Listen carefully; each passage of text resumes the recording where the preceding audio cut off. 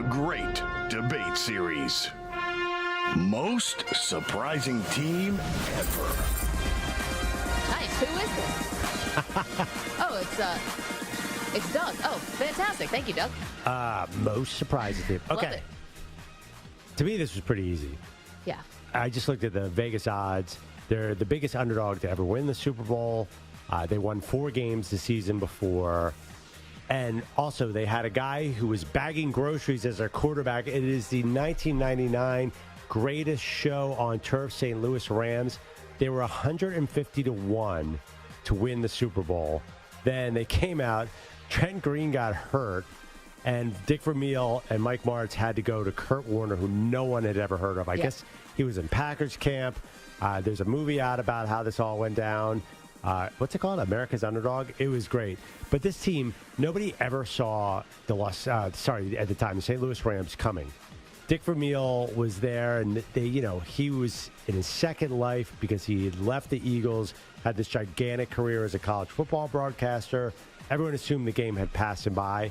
But then Vermeil and Mike Martz, at offensive coordinator, just reinvented the game, stormed to the Super Bowl, beat the Titans in a memorable Super Bowl. This, to me, is by far the most surprising team in NFL history. What were the Super Bowl odds preseason? 150 to 1. 150 to 1. So, yeah. 15. What is that? Plus. No, it's plus. So add 2 zeros. So 15000. Right. Plus 15,000, kind of. Yeah. Okay. I got the same odds for you. Just want to make sure we were right on that. Same odds for you for my most surprising team of all time. Yeah. The 2021 Cincinnati Bengals. I mean, Joe Burrow's in the news now, and I know it's recent, but let's not let that get in the way. They were 150 to 1 to win before the season. They were projected. They finished the season with a 10-7 record. They were a 4-win team, I believe, the year before, but not just that. And this is why I think the Bengals deserve this here. Not only had they not been to the playoffs in 5 years, before that, they had 5 straight wild card losses. Before the Bengals' magical run to the Super Bowl in 2021, they had not won a playoff game since 1990. That's Boomer Esiason down the hall. He's now been broadcasting for 20 years. Zach Taylor had won a combined 6 games in his first 2 years as a head coach. It would not have been a shock if he had gotten fired. Joe Burrow had played 10 games his rookie season, and they were 2-7-1 when he got hurt. To say the Bengals were out of nowhere, now we think, it's Joe Burrow, so it's the Bengals and Jamar Chase, whatever. Remember, Jamar Chase said he was having trouble tracking the football because it didn't have the white stripe on it from college? You picked them to be the worst team in the NFL that year? Sure did. There you go. Great take. They go all the way to the Super Bowl. The Cincinnati Bengals, I know it's recent, but don't let that get in the way. They're the most surprising team to make the Super Bowl of all time. Now, they didn't win. Clearly, we know that. The Rams won.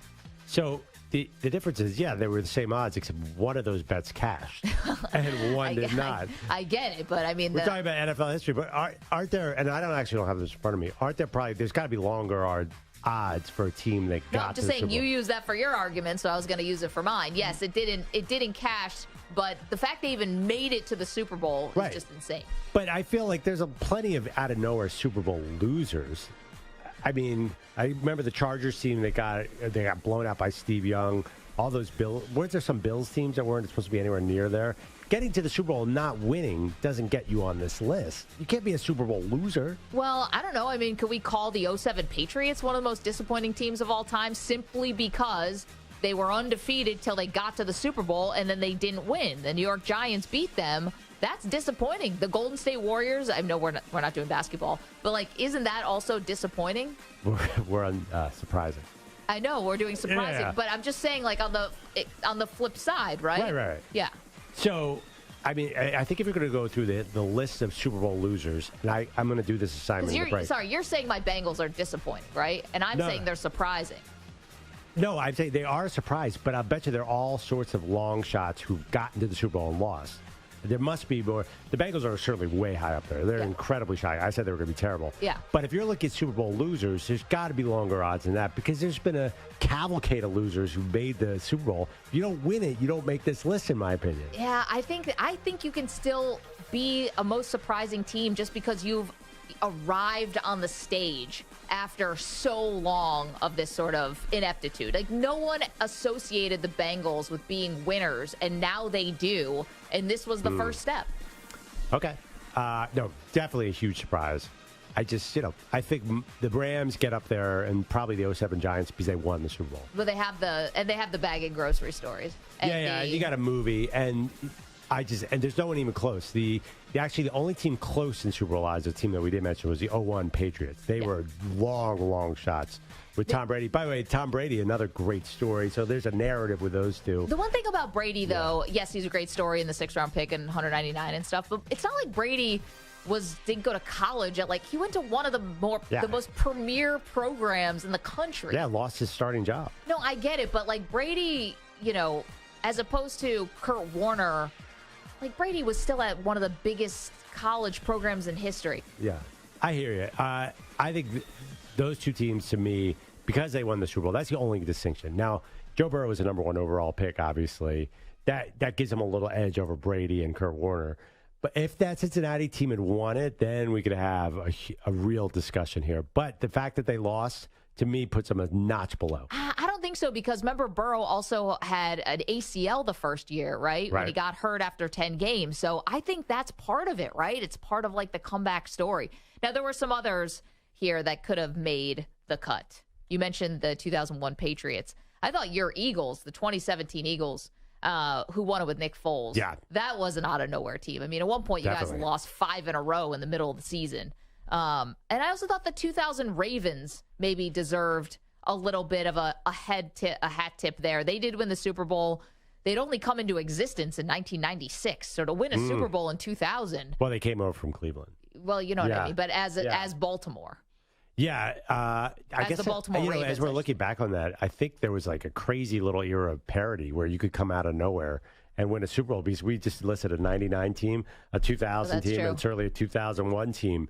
There wasn't a lot of rhyme or reason, which probably denigrates all three of them, but those are great options. I think for me, the right behind the Patriots, nobody. I mean, can you imagine that team? Nobody saw Belichick coming in there and winning a Super Bowl. They weren't even on anyone's radar. No, they weren't. And maybe I'm a little biased because I saw what they did afterwards. So clearly it wasn't it wasn't fluky, and maybe we shouldn't have been surprised. They just were obviously ready to win. Yeah. And Brady was the icing on the cake. Yeah, no, it's really fun. We need a big surprise team this year. There's nothing like we need a Villanova. I'm a huge fan of the underdog. I love Villanova beating Georgetown. We're not going to get it. Not when you have the Chiefs. Well, I don't know. The Chiefs won 2, right? But they should have lost last year if they didn't call that holding penalty. And they didn't really beat the Niners by that much. There's a lot of parity in the NFL. So it'd be fun to see a young quarterback just take the Jaguars. That would be a great. They won't really be coming out of nowhere, but wouldn't that be fun to see that kind of team this year? I don't think we're setting up for an out of nowhere season. I think we're setting up for the big dogs, quarterbacks. Now, I'm not sure about the NFC. I don't know if the Eagles, the history's against the Eagles. Yeah, that somebody they would get could back come to out of it. But, would you be surprised if the 49ers made it to the Super Bowl? No. If Brock Purdy's fine. Say the 49ers or the Eagles don't make it. What about the Cowboys? Yeah, I mean, they were 12-5 last year. I think that a losing team could come out of the NFC. AFC is going to be tough. What if the Cleveland Browns went on a run? That'd be wild. 855-212-4CBS. Mike is in Ohio. He's got a thought. Hi, Mike. How are you? I'm doing great. How are you guys doing today? Excellent. Just got a couple quick points. I have to agree with Perloff only because I'm a Rams fan, and Northeast Ohio is not easy living.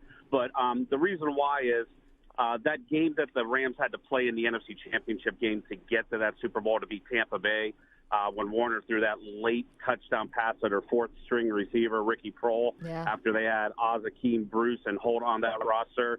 And it was a great catch, and it was a great Tampa defense they had to beat. But if you really look back at the stats, being that I'm a Rams historian, the worst record of the entire decade of the 90s was actually the Bengals, but the Rams were the second worst. So to do that in 99, I don't think anyone expected him to do anything, especially with Trent Green going down. So just thought I'd add that one, guys. Have a great day. Mike, thanks a lot. Have a great weekend. In the chat, they're weighing in, youtube.com/CBS Sports Radio. DJ Witt said, most surprising, got to be the Ravens Super Bowl team. The defense was great, but going 5 weeks without an offensive touchdown, relying on defensive touchdowns and field goals, nothing but love for Dilfer, but come on. Yeah, that was crazy. It's interesting that Rams team. Do you remember they drafted Lawrence Phillips, and they hired Vermeil, and they had Lawrence Phillips in camp, and they were like, "Oh, this is going to be the next generation." And then Phillips flamed out so tremendously. Yeah, they really had a big L around their franchise. It was amazing that this came out of nowhere, and it was a little bit of a mini run. It's funny too. We were going to do disappointing later in the show. I think the fact that they only won one Super Bowl, maybe they'll make a disappointing list as well. Yeah, could the 0-2 Rams be on the most disappointing list? Because or the 0-1. Or 0-1. Well, yeah.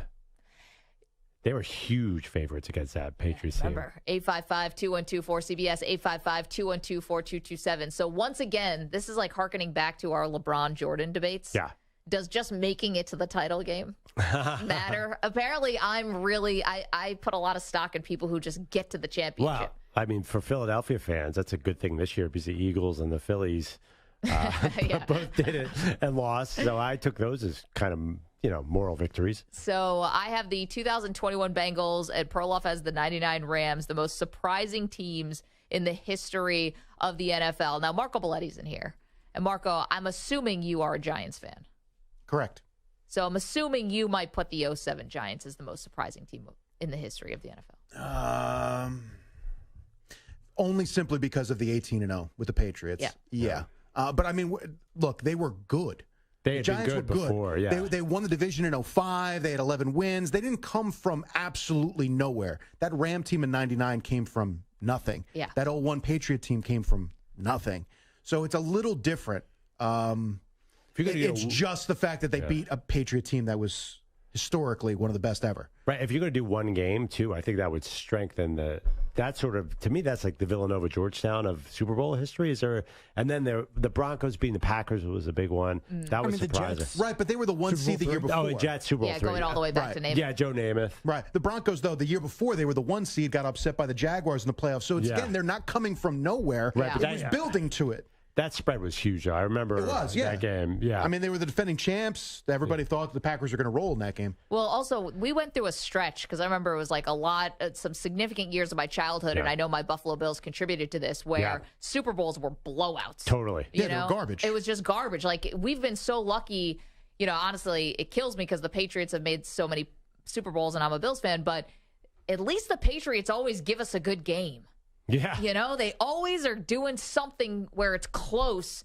And the fact they've been in so many, I mean, even the one with the Panthers, which was a great game. The Panthers came out of nowhere to be in the Super Bowl in that year. Yeah, that was an out-of-nowhere team, too. All right, those Packers with Brett Favre were 11.5-point favorites to beat the John Elway's Broncos. Then the Rams were 2-touchdown favorites over the Patriots, which I think... That came down a lot, though, before the game, right? No, I don't think so. Okay. God, I mean, that was crazy. That's even bigger than the Patriots-Giants was 12.5. So that's the biggest. I think that's the biggest Super Bowl upset of all time was Tom Brady because it was the greatest show on turf. They definitely qualify for both lists.